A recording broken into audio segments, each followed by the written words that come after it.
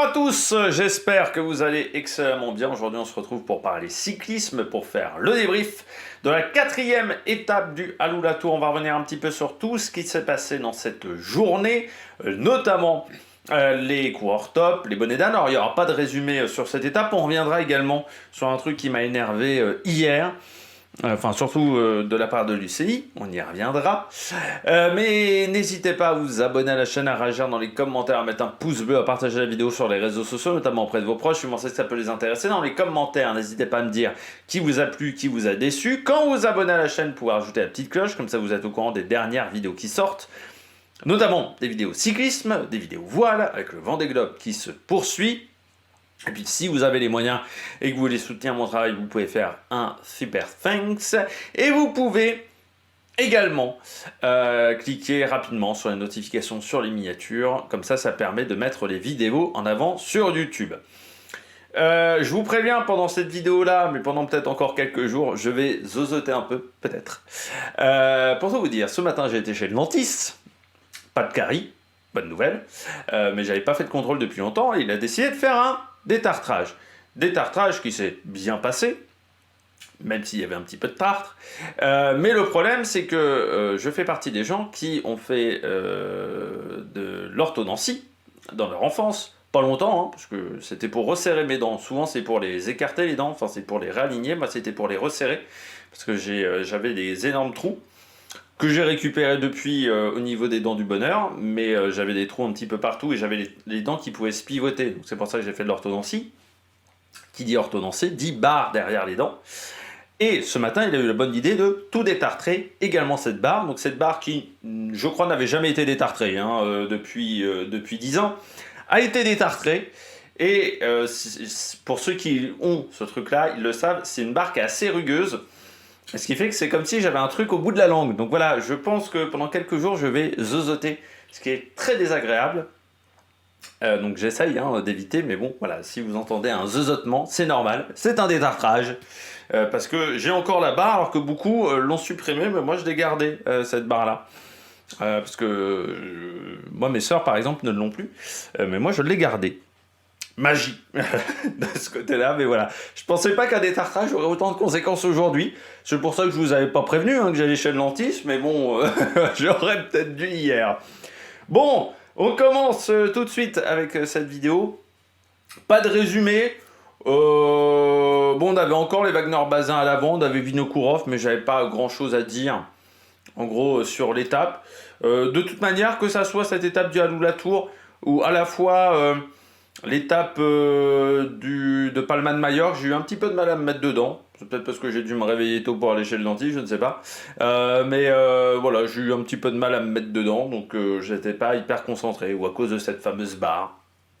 Donc on va regarder tout de suite plutôt un truc qui m'a énervé aujourd'hui sur le Alula Tour. Eh bien, vous allez rire. Je crois pas que ça soit drôle, c'est du rire jaune. C'est du rire de quelqu'un qui ne s'est pas fait détartrer les dents.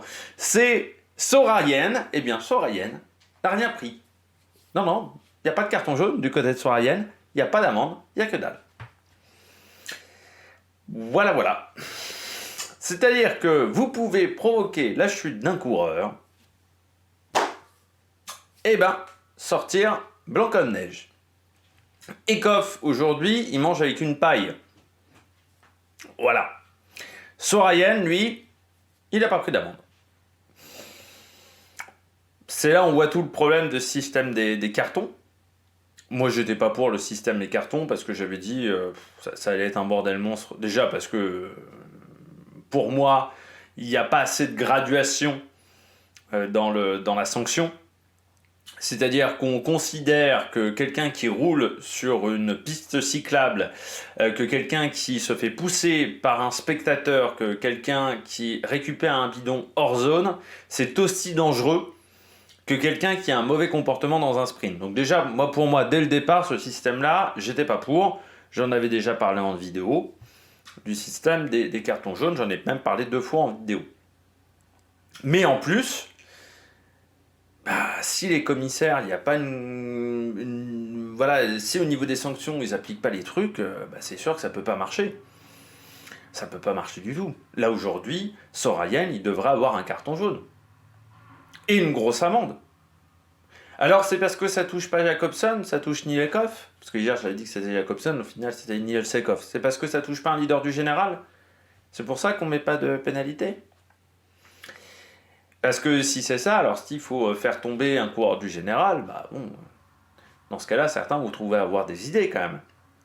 Ce qui montre surtout quand dans l'UCI on a le même problème que du côté de la FIA, c'est que selon les commissaires, et ben t'as des sanctions, t'as pas des sanctions. Sur le Tour de Thunder, moi j'ai trouvé qu'au niveau commissaire UCI, les sanctions a été justifiées. Celle de Juan Pedro Lopez, celle de Van de Poppel également, ou même celle de Pitti. Je trouve qu'à chaque fois j'étais d'accord avec ce que faisaient les commissaires de l'UCI. En quoi ce qu'a fait hier Sorayen est moins pire que ce qu'a fait Van Poppel sur le dernier Tour de Thunder, ou ce qu'a fait Laurens Pitti. Moi, faut qu'on m'explique. S'il n'y a pas la pénalité, c'est qu'il a fait un truc moins pire. Moi, j'ai quand même l'impression que les conséquences déjà sont pires, mais que pour moi, c'était plus dangereux. Même le comportement Enfin, il y avait un danger supplémentaire pour moi. Enfin, c'était au moins du même niveau que Van Poppel. Parce que Van Poppel, il fait un peu du n'importe quoi. Hein, on est d'accord sur son sprint. Mais en quoi ce qu'a fait Sorayen est moins pire que ce qu'a fait Van Poppel? Comme l'UCI n'aura pas de réponse à cette question, qui ne se pose même pas, hein, bah, le système des cartons jaunes est voué à un échec monumental. Bon, voilà. De toute manière, j'ai envie de te dire, quand l'année dernière, on va dire que les seuls qui se sont pris des cartons jaunes quasiment, c'est les décathlons et 2-3 cyclistes féminines, tu vois bien que de toute manière, il y a un problème dans le système. Moi, je vous avais dit hier que j'aurais préféré un système par points, parce qu'un système par points déjà permettait une graduation beaucoup plus importante entre une petite bêtise comme prendre un bidon hors zone et une grosse bêtise comme ce qu'a fait hier Sorayen, ou même avec s'il y a préméditation, tu vois, par exemple, je mets un coup de coude pour vraiment faire tomber mon adversaire. Tu vois, c'est pas la même chose. Et un carton jaune, là, dans un cas comme dans l'autre, techniquement, tu peux donner un carton jaune. Or, pour moi, on n'est pas sur la même graduation. Je trouve que le système de carton jaune fait que tu ne peux pas graduer les différents problèmes. Et surtout, il va falloir quand même régler un souci, c'est les commissaires UCI. Comment ça se fait que d'une course à l'autre, les commissaires ne donnent pas les mêmes pénalités? On a le même problème en Formule 1. Hein. Est-ce que c'est le règlement qui est mal écrit, qui laisse trop de place à l'interprétation? Mais en foot, on a quand même des décisions qui sont un peu plus similaires entre différentes actions. Je dis pas que c'est parfait, mais c'est un peu plus similaire. Là, dans le cyclisme, putain, il y a des fois, il y a pénalité, d'autres fois, il n'y a pas pénalité. Moi, je me rappelle notamment d'une fois, pour tout vous dire, où Bettiol, c'est sur un Tour de Suisse, commence son sprint, côté droit, le finit, passe côté gauche et repasse côté droit sur un faux plat montant. Le lendemain, il repart, il n'y a pas de pénalité, pas d'amende, que dalle. Et je trouve que, comme disait très justement Audrey Cordorago sur HBO, sur Eurosport HBO, et j'étais assez d'accord avec elle, elle dit on donne des pénalités, parfois des amendes aux filles parce qu'elles pissent en pleine nature et qu'elles peuvent pas faire autrement alors qu'elles sont pas au niveau du public, et par contre on n'est pas foutu de donner des pénalités pour ce type de comportement là. Il y a un problème, c'est pas de la faute de Sorayen, hein. Encore une fois, faut pas en vouloir à Sorayen, il fait une erreur hier, mais c'est pas de sa faute si le règlement est mal appliqué. Donc là il y a un vrai problème, mais encore une fois, moi je trouve qu'il y a quand même un souci entre d'un côté, un qui court aujourd'hui sans aucun problème et sans avoir aucune épée de Damoclès au-dessus de la tête, et un mec qui de l'autre côté mange liquide avec une paille et qui va peut-être manger liquide pendant encore 3 ou 4 semaines. Voilà. Donc l'UCI peut me répondre dans les commentaires s'ils arrivent à trouver une explication au fait que Sorayen ait pris moins cher que Van Poppel, mais moi je ne vois pas comment on peut considérer que Sorayen, ce qu'a fait, était moins grave que ce qu'a fait Van Poppel. À partir de ce moment-là, comment voulez-vous qu'on ait confiance et qu'on ne prenne pas les commissaires de l'UCI pour des guignols? ça commence à devenir un petit peu compliqué de ce côté-là. Allez, on regarde tout de suite les coureurs au top. Attaque de Marlou! Premier coureur top aujourd'hui sur cette montée vers le Skyview of Ouveradverid, montée qui pour moi marque ce début de saison, comme Jebel Afet, la Green Mountain également. Il y a d'autres moments marquants de cette première partie de saison, mais c'est vrai que cette montée-là, pour moi, est un moment marquant, parce que c'est très compliqué. Pour ceux qui ne la connaissaient pas, vous avez vu que c'était une montée très compliquée. Non, court au top Pidcock, parce qu'il montre qu'il est en bonne condition. Il montre aussi qu'il n'est pas encore à 100%. Mais comme je le disais, il avait envie de montrer à tout le monde qu'il était là et qu'il était présent. Et surtout, il avait envie de prouver, je pense, beaucoup de choses sur cette course. Il avait besoin de se rassurer parce qu'encore une fois, il n'avait pas fait de cyclocross cette année. Mais il avait aussi besoin de montrer à Ineos. Je pense que Ineos aurait mieux fait de lui faire confiance peut-être l'an dernier ou il y a 2 ans et de miser beaucoup plus sur lui. C'est ça aussi, au final, la réflexion et la question qu'impose, on va dire, Thomas Pidcock. Donc là, pour moi, très clairement, Pidcock, il a été bon aujourd'hui, même si pour moi il s'est enflammé, et je pense qu'il l'a regretté dans les 2 derniers kilomètres, parce que, comme je l'avais dit, cette montée elle est compliquée, mais la suite, les 8 km et demi de plat, et de faux plats montants aussi, sur une partie, sont extrêmement exigeants physiquement, surtout qu'on est en plein vent. On est vraiment en plein vent à chaque fois, chaque année, et c'est très difficile. Et c'est là où, notamment en 2022, Van Gils avait réussi à remettre un petit coup d'accélérateur, alors que Buitrago, lui, était resté un petit peu bloqué. C'est là où il avait un petit peu augmenté son avance, Van Gils. Et c'est là où parfois des coureurs n'arrivent pas à attraper le wagon de devant. Il y a l'an dernier, je ne sais plus qui était 6 ou 7 à la fin de la montée et n'arrive pas à raccorder, à rattraper le wagon de devant. Alors après, certains diront il n'y avait pas une grosse opposition du côté autour de Pidcock, je suis d'accord, mais la manière dont il a couru en patron. Là aujourd'hui, il fait le tempo quasiment dès le pied. Dès le pied, c'est lui qui fait le tempo et c'est lui qui lâche un peu tout le monde. Donc voilà, il a montré ce qu'il savait faire. Ça montre quand même une interrogation qui est toujours présente autour de Pidcock. Par contre, c'est la faiblesse de son équipe. Parce que Pidcock se retrouve seul devant, quasiment, aussi parce que son équipe est assez faible. Alors certes, on avait, je dirais pas la Dream Team de la Q36.5 du côté de la montagne, vu qu'on roulait pour Moschetti. Mais on voit bien que Damian Lawson, par exemple, Vader, ça va pas suffire. Du côté de la Q36.5, donc c'est là où il va manquer un petit peu de ressources pour l'épauler. Ce qui est important également du côté de Thomas Pidcock, c'est qu'avec ces résultats-là, il a marqué les esprits de ses adversaires, certes, mais il a marqué globalement l'esprit du monde du cyclisme. Et pour les invitations de la Q36.5, ça va peut-être avantager un petit peu cette formation.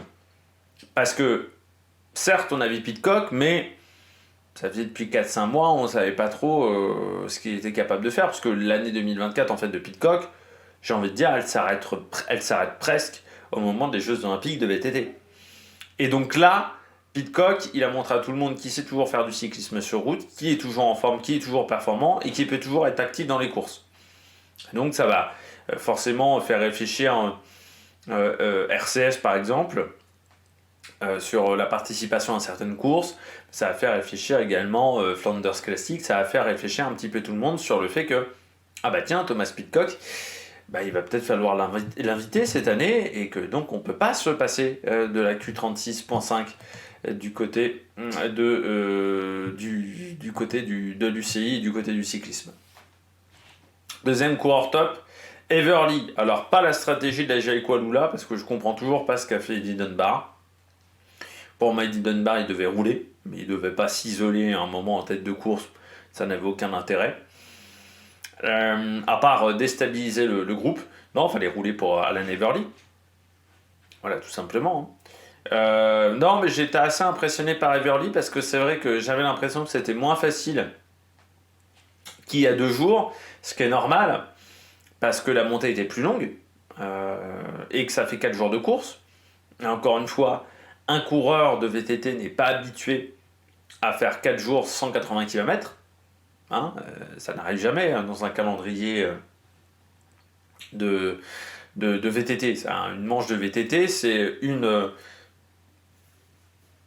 ce qu'on appelle une manche olympique, format olympique, et puis vous avez une manche avec une sprint, voilà, une XCO, et vous avez une manche format olympique.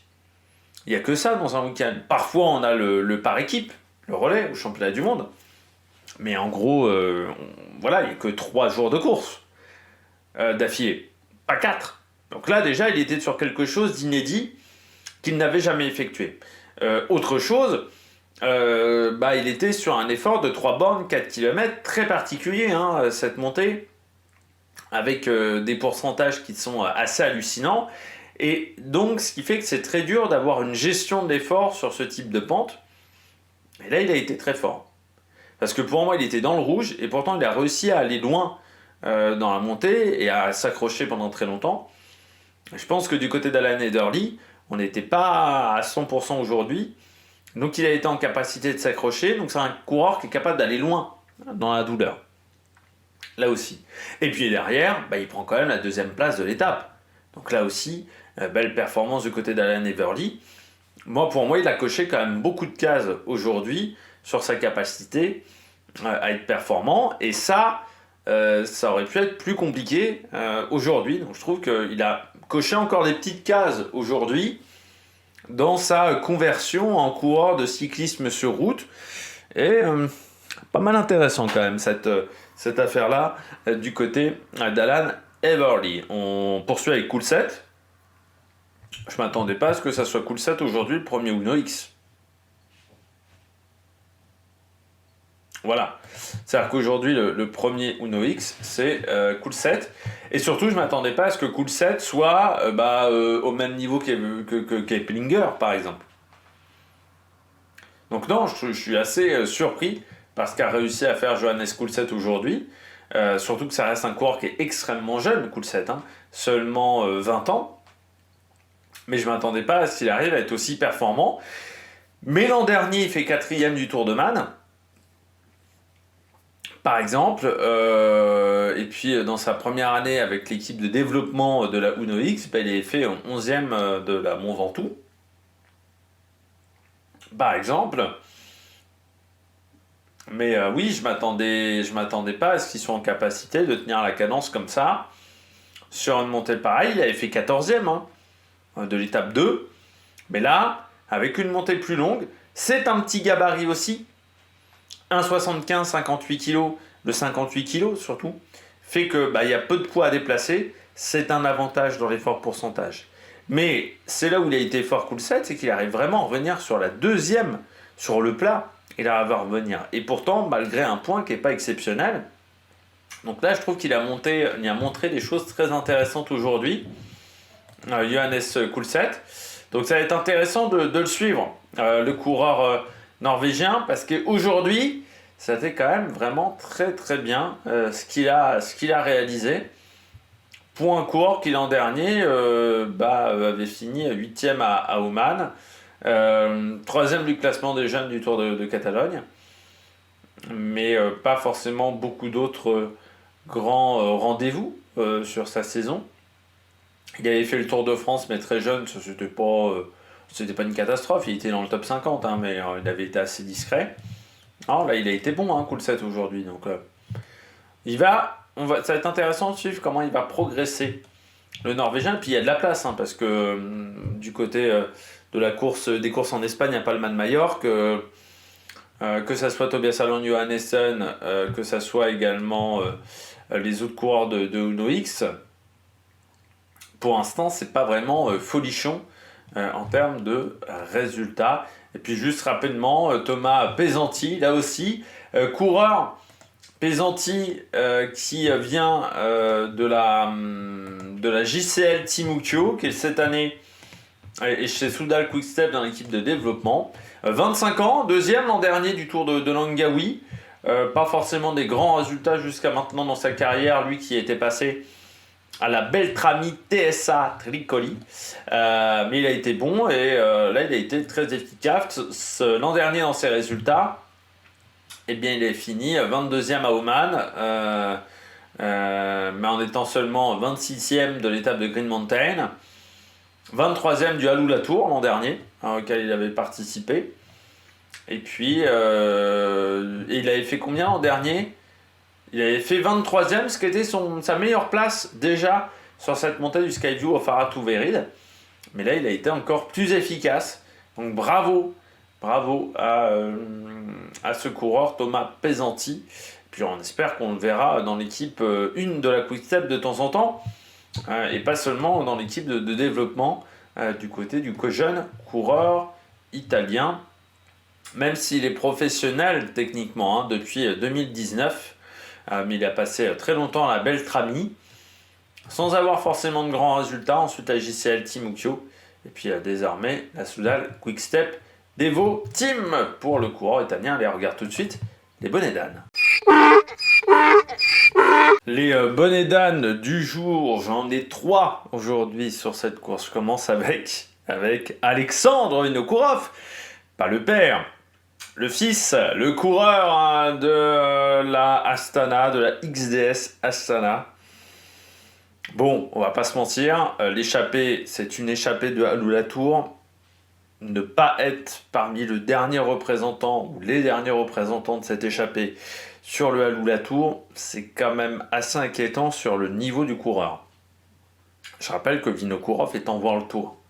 World Tour, c'est quand même la division 1 du cyclisme. On attend en division 1 du cyclisme d'avoir quand même des coureurs d'un certain niveau. Des coureurs d'un bon niveau. Voilà, globalement, même les équipiers. Un coureur comme Alexandre Vinokourov aujourd'hui qui est dans une échappée, sur un parcours qui était quand même très dur en termes de dénivelé positif, ne pas réussir à tenir la roue de coureurs de Continental, qui sont en plus pour certains dans des Continentales asiatiques, donc pas forcément les Continentales du meilleur niveau. C'est loin quand même du niveau de la Tyrol KTM, c'est loin du niveau d'une Saint-Michel Aubert 93, quand tu es dans une équipe de ce niveau-là. Ne pas réussir à tenir leur roue, ne pas réussir à tenir la roue d'un Renard Aquin qui vient pourtant d'arriver seulement chez Wagner-Bazin, qui n'a pas un énorme pédigré non plus derrière lui, c'est pas très rassurant sur le niveau du coureur. Et en plus, j'ai l'impression qu'il s'engueulait un petit peu avec ses... c'est-à-dire que les coéquipiers de l'échappée, enfin les coéquipiers, les camarades de l'échappée voulaient rouler plus vite et lui disait non mais on roule déjà un bon petit rythme. Là, j'ai l'impression qu'il voulait pas vraiment accélérer. Il disait oh, mollo le haricot les mecs, on est déjà sur un bon rythme. C'est assez inquiétant quand même sur le niveau de ce coureur et c'est assez inquiétant sur la situation quand même chez Astana où j'ai quand même l'impression que Vinokourov est dans une position dominante encore, et que cette position dominante fait que ses enfants, par exemple, ne sont pas d'un très gros niveau, sont conservés, qu'on a quand même beaucoup de coureurs kazakhs qui sont quand même pas d'un très bon niveau et qui sont conservés, et qu'on s'aperçoit que cette équipe-là, même en mettant de l'argent en plus, va peut-être falloir revoir aussi la manière de fonctionner de cette formation, sauf que tant que Vinokourov est à la tête de cette équipe, je ne suis pas sûr qu'on soit en capacité de revoir la manière de faire de cette formation. Par exemple, en termes de stratégie, oui, il y avait un coureur qui a bouffé du vent pendant toute la journée chez Astana pour protéger... j'ai l'impression que c'était pour protéger les mecs de devant, mais ça, tu le fais quand tu es à 30 km de l'arrivée. Tu le fais pas quand tu es à 70-80 km de l'arrivée, encore plus sur une étape où de toute manière l'échappée n'a jamais dépassé les 2 minutes 30. De toute manière... En n'ayant jamais plus de 2 minutes 30, vu la montée du Sky, Arat ou Verid, Il n'y avait aucun intérêt à se mettre comme ça en deuxième, troisième position à l'avant du peloton, à part énerver les adversaires, mais il n'y avait aucun intérêt. Aucun intérêt. Plus Vinokourov qui craque très vite quand même aujourd'hui, parce que c'est l'un des premiers coureurs à avoir lâché. Il lâche avec le champion de Chypre. Ah, mais le champion de Chypre, c'est pas un coureur qui participe à des épreuves World Tour. Donc je suis pas très rassuré quand même. Il y a quand même une partie de l'effectif de la XDS Astana qui n'a pas le niveau par rapport à Arkea. Pourtant Arkea c'est pas le meilleur effectif de l'année, mais il y a quand même une partie. Les 10 moins bons coureurs de Astana sont plus mauvais que les 10 moins bons coureurs de la Arkea. Et je crois qu'il y a, si tu prends les 10 derniers coureurs de Astana, même en regardant ce que font certaines équipes de deuxième division, c'est quand même pas franchement du haut niveau, quoi. Donc faudrait aussi se poser des questions de ce côté-là, parce que Vinokourov c'est pas un gros salaire, donc il coûte pas cher, mais par contre il fait pas de résultat non plus, et je suis pas sûr qu'il ait une grosse aide dans l'équipe. Deuxième bonnet d'âne du jour, Frank Vandenbroek. Ouais, au final sur cet Alula Tour, moi j'en faisais un de mes favoris, au moins un des coureurs à suivre, hein. Je vous en avais parlé, et au final, on l'a très peu vu. Là, quand tu vois ce qu'a fait Coolset aujourd'hui, tu te dis Vandenbroek aurait été en capacité de le faire. Il est quand même pas en capacité de tenir la cadence du groupe du groupe Etherly. Il n'est pas en capacité de suivre du tout Pidcock, mais de toute manière, il n'est même pas dans la route Pidcock. Alors c'est vrai que j'ai trouvé que ça manquait un peu de monde autour de Vandenbroek. Après, ça peut se comprendre. Aussi, suite à la chute de la veille de Nils Sekov, que tout le monde était un petit peu, je dirais, bouleversé quand même par cette chute. On a cru à un moment. Enfin, moi, je me dis que fracture de la mâchoire, c'est presque pas grand-chose par rapport à la violence de la chute, quoi. Il s'en sort même très bien, je trouve, Nils Sekov. Mais ouais, Vandenbroek, ça m'a surpris sur cette semaine. J'ai trouvé assez discret. Alors peut-être qu'il s'est dit aussi qu'il veut tenir un peu plus longtemps, qu'il va avoir une saison peut-être un peu plus constante et que pour ça il va falloir peut-être arriver en forme un petit peu plus tard, mais c'est vrai que j'ai eu... je m'attendais à ce qu'il soit plutôt aux avant-postes et là je trouvais que c'était un petit peu décevant. Voilà. Alors c'est peut-être aussi un coureur qui a besoin de jours de course pour se mettre dans le rythme. C'est vrai que là il lui en manquait peut-être un petit peu à Frank Vandenbroek. Mais je m'attendais à mieux, du coureur néerlandais. Et puis, un Bonou Nedan, comme tous les jours, un peu un Bonou Nedan. C'est la semaine de Maïka, elle est quand même pas folichonne en termes de résultats. Chute mardi, bordure jeudi. Et montée où il fait un rôle d'équipier, mais au final où il a été assez discret quand même vendredi. C'est vrai que je pense qu'il s'attendait à beaucoup mieux et que tu te dis que même sans la chute, je suis pas sûr qu'il aurait été dans le coup pour tenir la cadence. Rafał Majka, alors il sauve quand même la mise, UAE, parce que c'est vrai que pendant très longtemps on pensait que UAE allait pas avoir de grands résultats. Sur cette semaine, il y a quand même un coureur qui est au final dans le top 15, je crois. Ah oui, parce que non, il n'y a même pas de coureur dans le top 10. Au départ, je croyais qu'il y en avait un dans le top 10. Non, ils s'en sortent, même pas vraiment, parce qu'en fait, leur meilleur coureur, c'est Mikkel Berg. Donc non, j'ai dit une bêtise. Ouais, ça a été compliqué. Et puis là, aujourd'hui, il fait combien, Maïka ? Il fait 24e. Voilà, sur l'étape du jour. Donc il fait... c'est le dernier coureur du groupe de Delboff et Jordan Jagat. Et de Frank Vandenbroek. Ouais. Et tu sens qu'il n'arrive pas à tenir la cadence de Jagat. C'est-à-dire il revient dans un second temps. Il n'est pas du tout avec eux à Skyview, of Arat Ouverid. La semaine a été vraiment atroce pour lui parce que je pense qu'il avait des grandes ambitions quand il est arrivé. Tout a été cassé par cette chute sur la première étape. Et puis après, il n'y a rien qui a vraiment voulu aller dans son sens. J'ai l'impression du côté de Maïka. Et je pense surtout qu'il n'a jamais vraiment récupéré de cette chute. Donc voilà, semaine compliquée pour Rafał Majka. Je pense qu'il n'y aura pas beaucoup de positifs à en retenir.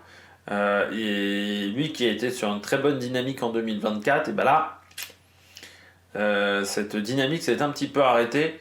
sur cette 5e édition du Alula Tour. Allez, on regarde tout de suite les différents classements. On regarde tout de suite le classement de cette 4e étape, donc étape majeure du côté de ce Alula Tour.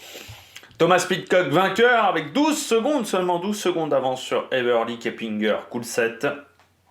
Eddie Dunbar 5e devant Pesanti. Puis ensuite un groupe où on retrouve du côté des Français Delboeuf, Jordan G4. On retrouve également Yanis Wazar du côté de la Tudor. Ou encore Rafale Maïka. Et puis Nicolas Vinokourov qui est un petit peu plus loin du côté du maillot jaune. Pidcock donc en tête pour le moment, enfin du maillot vert de leader, parce que c'est un maillot vert, d'avoir Keplinger et Everly. Vous avez ensuite Vernes et Coulset. Et puis du côté du classement du maillot vert, Pidcock égalise face à Tim Merlier. Donc le match se jouera demain entre les deux. Du côté de ce classement du meilleur sprinter, devant Keplinger, Everly et Molano. Du côté du maillot blanc, eh bien c'est Coulset qui est désormais en tête. Belle journée. Du côté de Johannes Kutsel, devant Holter, Vandenbroek et Van der Meulen. Et puis du côté du classement par équipe, eh bien la Uno X devant la Bahreïn, Carl Pharma, UAE et la team Total Energy qui fait une belle remontée. Beau collectif quand même du côté de la Total Energy aujourd'hui. Hier également en Espagne et sur cette semaine du côté du Alula Tour. Donc plutôt une belle semaine, je dirais, du côté de la Total Énergie. Demain, eh bien, on se retrouve à Alula pour un parcours encore une fois autour du circuit de Chameau, le Alula Camel Cup Track, circuit qu'on avait déjà vu l'an dernier. C'était lors de l'étape 4, cette année c'est lors de l'étape 5, avec 167 km au programme. Et surtout, il faudra faire attention au vent, ce qui veut dire coup de bordure. Vent qui sera très fort demain du côté de Alula, entre 30 et 45 km/h. Autant vous dire que avec des terrains dégagés comme ceux qu'on peut trouver en Arabie Saoudite, on aura certainement des coups de bordure demain. Donc il faudra être bien placé, ce qui pourrait changer le classement. Surtout que, en gros, si maintenant on veut renverser le classement général, il va falloir forcément tenter un coup de bordure. Donc ça sera peut-être l'objectif de la Jaico Alula ou d'autres formations qui voudraient remporter le général ou gagner des positions dans ce classement général. Eh bien, on verra ça demain. D'ici là, n'hésitez pas à vous abonner à la chaîne, à réagir dans les commentaires, à mettre un pouce bleu. Et puis nous, on se retrouve pour de nouvelles aventures sur la Mec Production. Ciao, ciao!